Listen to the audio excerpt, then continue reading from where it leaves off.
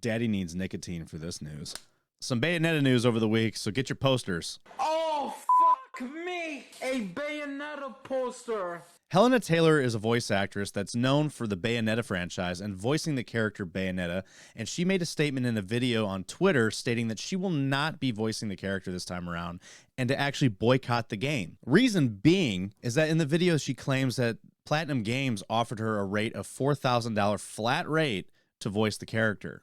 But there's a little bit more to the story than she was leading on. Now, naturally, fans of the franchise took her side on this without any further details, saying that she does deserve to be paid more for her talents and that Platinum Games was being shitty. And Platinum Games' response to the whole thing early on during this news didn't exactly help. To include Hideki Kamiya, the lead game designer, who actually was blocking people on Twitter who was even quoting or retweeting anything that he said or even asking questions on Twitter because it violated his rules.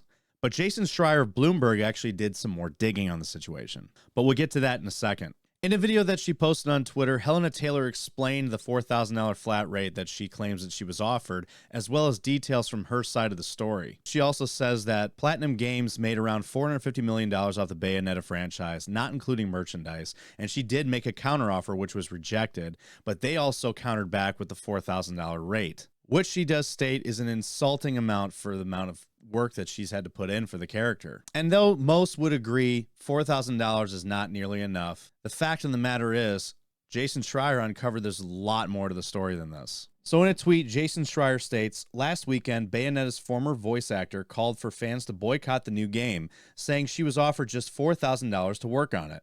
Her Twitter videos went viral and stoked a debate over voice actor wages. But the full story is much more complicated. Platinum offered Hellena Taylor between $3K and $4K per session for at least 5 sessions, according to 2 people familiar with the deal and documentation viewed by Bloomberg. In response, the people said Taylor asked for a 6-figure fee and residuals. Negotiations fell apart. 6 figures for about a week's worth of work? I can't imagine why it fell apart. Taylor denies this account. In an email to Bloomberg, she called that version of events an absolute lie and said that Platinum is trying to save their ass and the game. They're trying to save Bayonetta's sweet ass. Bayonetta's ass! Oh my fucking god! Taylor's videos have received more than 9.5 million views on Twitter and led to a deluge of calls of fans and pundits to boycott Bayonetta 3. But accounts and evidence reviewed by Bloomberg make it clear that those videos were not the whole story. Taylor's videos also led to a barrage of Twitter vitriol and harassment towards Platinum developers and new Bayonetta actor Jennifer Hale, who put out a statement saying that she could not comment and subsequently retweeted a telling thread. So in summary of all events, Hellena Taylor's claim that she was being offered only $4,000 flat rate to voice the entire game was actually not the case. Up until today, it was just a matter of he said, she said, because Platinum Games wasn't really making any statements, Bloomberg was reporting something different, and Hellena Taylor was saying that these claims were unfounded. But like I said, until today. Earlier this afternoon, Hellena Taylor actually backpedaled on her entire claim, saying that she truly was offered $4,000 per session, which would equate up to $15,000 for 5 sessions. And in fact, the $4,000 flat rate was just for a 1-session cameo, which was their counteroffer to her 6-figure counteroffer that they just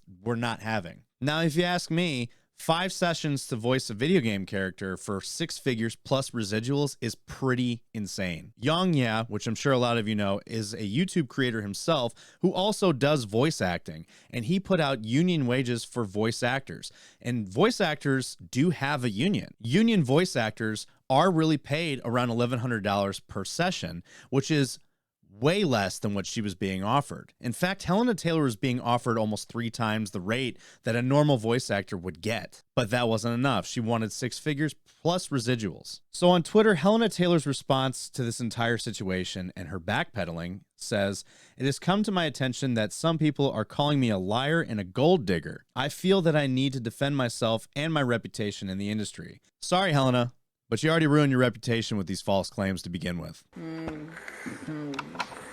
As I posted on part 3 of my video thread, I explained that their first offer was too low. That offer was $10,000 total. Remember, this is a $450 million franchise, not including merchandise. I then wrote in Japanese to Hideki Kamiya asking for what I was worth.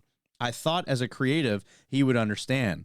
He replied saying how much he valued my contribution to the game and how much the fans wanted me to voice the game.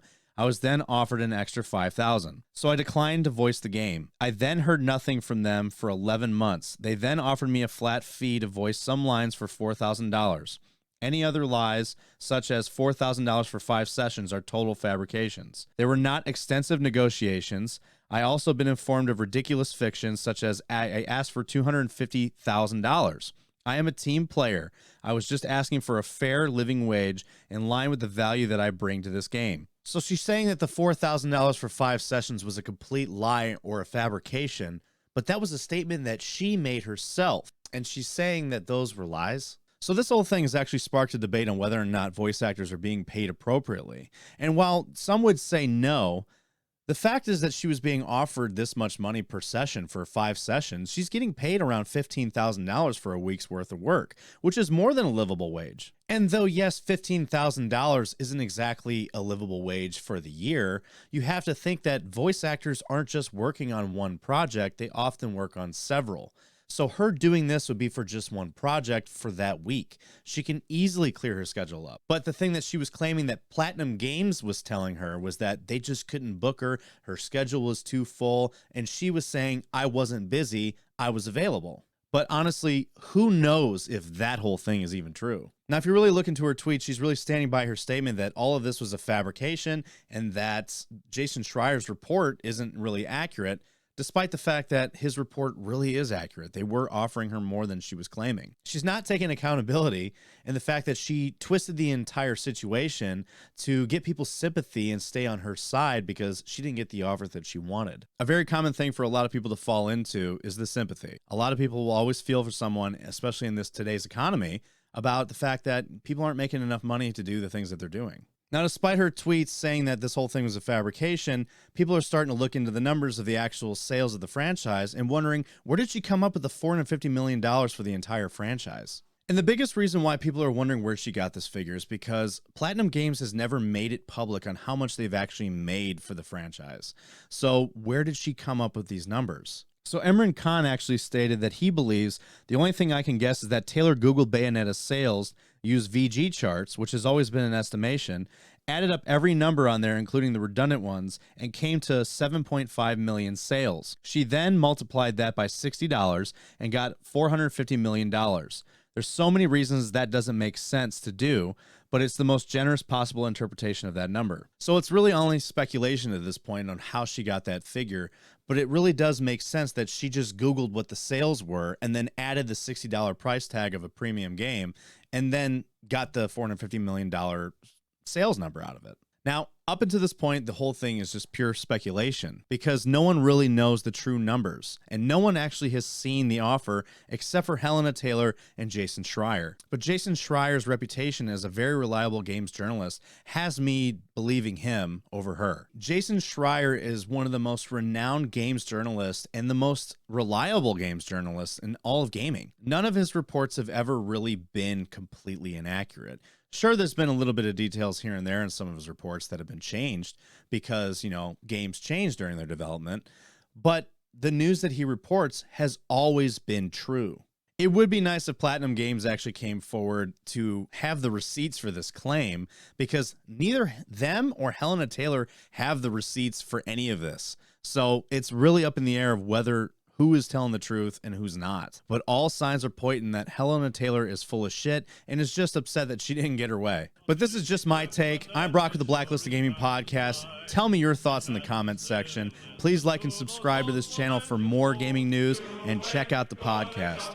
I'll see you guys on the next one. Have a good night.